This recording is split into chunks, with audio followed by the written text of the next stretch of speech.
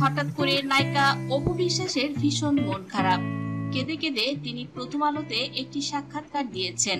আমি ভাবতেও পারিনি সাকিব এই ধরনের একটি ডিসিশন নিয়েছে। আমি ভেবেছিলাম হয়তো সে শুধরে গেছে, তার অতীতের ভুলগুলো থেকে সে কিছুটা শিক্ষা পেয়েছে।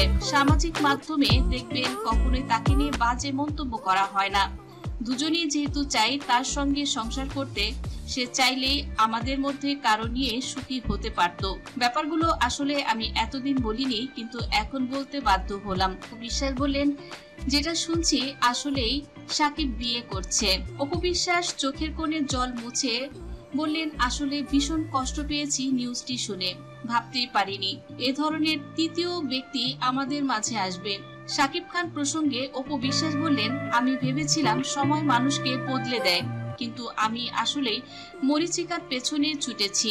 আমি ভাবতে পারিনি আমার জীবনটা এভাবে নষ্ট হবে। আমার জীবনের কতটুক সুখ পেয়েছি আমি। সাকিবকে ভালোবেসে আমি শুধু কষ্টই পেয়েছি। তার জন্য আমি কি করিনি, সন্তানটাকে সুন্দরভাবে মানুষ করেছি, চেষ্টা করেছি তার বাবা মাকে হ্যাপি করতে, তার বোন তার আত্মীয় স্বজনদের খুশি করতে। আর তাই আমার তো কোনো দরকার ছিল না তাদের বাড়িতে যে ঈদ করার। তারাই তো আমাকে ওই বাড়িতে ডেকে নিয়ে গিয়েছিল। এখন গণমাধ্যমে যেসব কথা শুনছি আমি আসলে ভীষণ লজ্জিত। অপু বিশ্বাস বললেন, এখনো আমি আসলে আপনারা যা শুনেছেন আমিও ততটুকুই শুনেছি। সাকিব এখনো পর্যন্ত খোলাসা করে কিছু বলেনি।